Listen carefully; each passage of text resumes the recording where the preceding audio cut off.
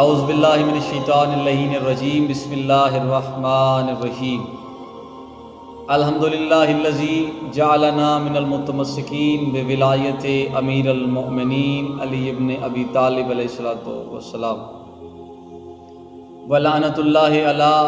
اعدائہم اجمعین اما بعد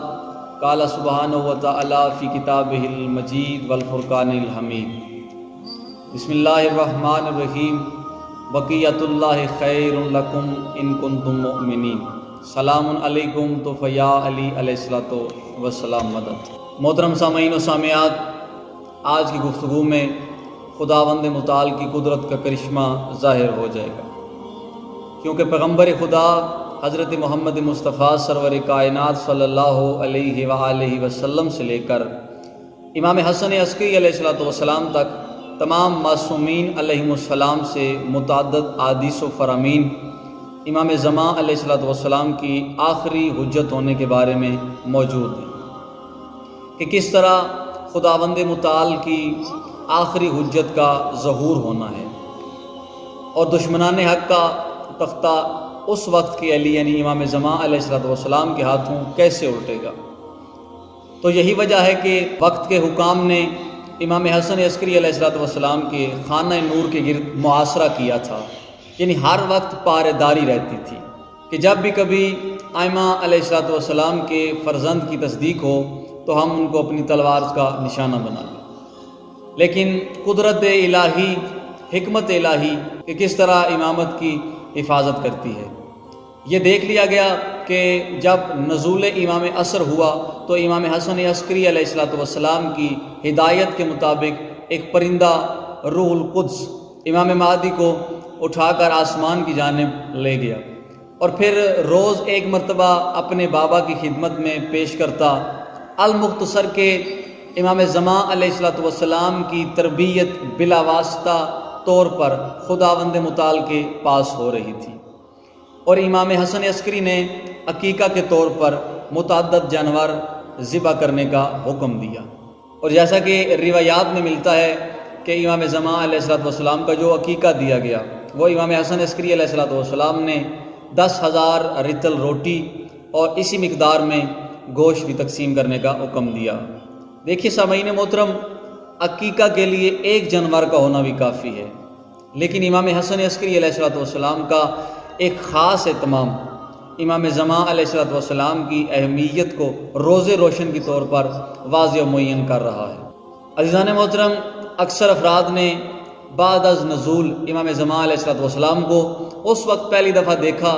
کہ جب امام زماں علیہ السلام نے اپنے بابا امام حسن عسکری علیہ السلام کا جنازہ پڑھانے کے لیے آئے۔ امام زماں کی غیبت صغری کا عرصہ تقریباً 70 سال تک رہا، اور اس کو غیبت صغری یعنی چھوٹی غیبت کہا جاتا ہے۔ اسی وجہ سے کہا جاتا ہے کہ ان 70 سالوں میں امام زماں علیہ السلام کے ساتھ خاص افراد کے ذریعے ایک رابطے میں رہے۔ امام زماں علیہ السلام کی توقیات یعنی خطوط موصول بھی ہوا کرتے تھے، اور اس دور میں جن مخصوص افراد کے ذریعے امام زماں علیہ السلام تک شیعان وقت کے پیغامات پہنچا کرتے تھے، ان 4 افراد کو نواب اربع کہا جاتا ہے، یعنی 4 نائبین خاص سے امام زماں علیہ السلام کے، جن میں پہلے نائب عثمان بن سعید عمروی، اور دوسرے نائب محمد بن عثمان بن سعید عمروی، اور تیسرے جناب حسین بن روح، اور چوتھے ابو الحسن علی بن محمد سمری تھے۔ اور ہر نائب اپنے بعد کے نائب کو خبر دیتا تھا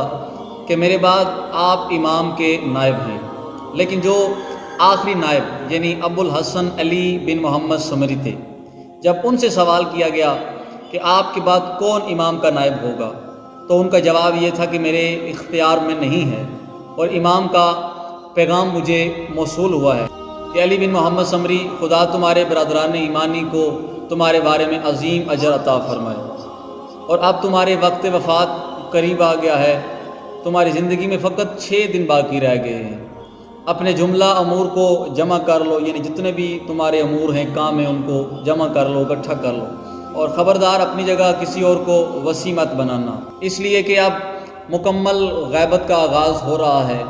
اب ظہور اذن خدا کے بعد ہی ہوگا، اور یہ ایک طویل مدت اور کساوت قلوب اور زمین کے ظلم و جور سے بھر جانے کے بعد ہوگا۔ یعنی جو امام کا ظہور ہوگا، امام ان سے کہنا چاہ رہے تھے کہ یہ تب ہوگا جب دنیا میں ظلم و جور بڑھ چکا ہوگا، یعنی پوری دنیا ظلم و جور سے بری ہوگی۔ تو امام نے فرمایا کہ ان قریب میرے شیعوں میں ایسے لوگ بھی پیدا ہوں گے کہ جو میرے مشاہدہ کا دعویٰ کریں گے۔ تو آگاہ ہو جاؤ کہ جو بھی ایسے مشاہدہ کا دعویٰ کرے، سفیانی کے خروج اور ندائے آسمانی سے پہلے وہ جھوٹا ثابت ہو جائے گا۔ تمام طاقت اور قوت خدا نے علی و عظیم کی توفیق سے وابستہ ہے۔ تو عزیزان محترم، امام کی اس توقیع سے معلوم ہوا کہ علی بن محمد سمری کہ جو امام کی غیبت صغری کے آخری نائب تھے، ان کے بعد مولا صاحب العصر کی غیبت کبریٰ کا آغاز ہو گیا۔ یعنی اس بڑی غیبت میں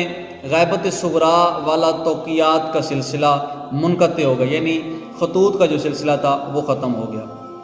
اور شیعوں کو اگر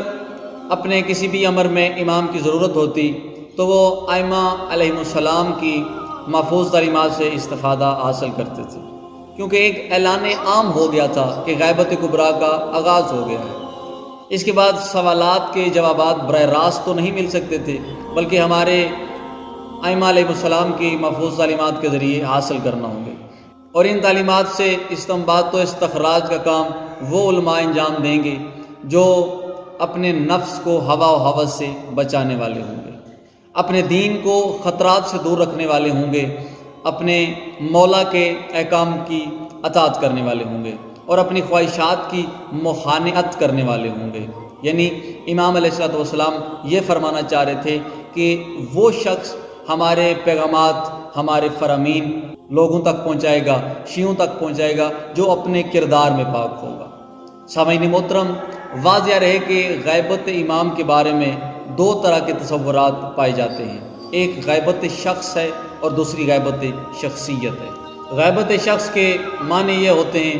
کہ خود انسان نگاہوں سے غائب رہے اور ایسے مقام پر محفوظ اور مستور ہو جائے کہ کوئی نگاہ اسے دیکھ نہ سکے، جو عام طور پر غیبت کا مفہوم سمجھا جاتا ہے۔ اسی اعتبار سے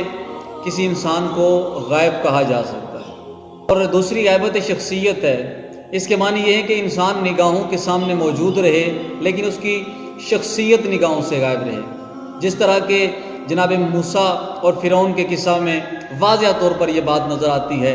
کہ جناب موسیٰ فرعون کے محل میں اس کی آغوش میں رہے، لیکن وہ آخری دم تک ان کی شخصیت کا اندازہ نہ کر سکا، اور برابر یہی بات کہتا رہا کہ کیا یہ وہی بچہ تو نہیں ہے کہ جس کے بارے میں نجومیوں نے خبر دی تھی کہ میری سلطنت کا یہ ایک عظیم خطرہ بن کر ابھرنے والا ہے۔ تو بالکل اسی طرح روایات و واقعات پر وقت سے کام لیا جائے تو امام زمانہ علیہ السلام کی غیبت کا یہی مفہوم منظر عام پر نظر آتا ہے، اور اسی غیبت کی بنیاد پر ان سارے واقعات کی توجیہ کی جا سکتی ہے جن میں ملاقات امام زماں علیہ السلام کا ذکر پایا جاتا ہے، لیکن آپ کی شخصیت کا اندازہ نگاہوں سے غائب ہو جانے کے بعد ہوا اور بر وقت یہ احساس بھی پیدا نہ ہو سکا۔ اسی مفہوم غیبت کی بنیاد پر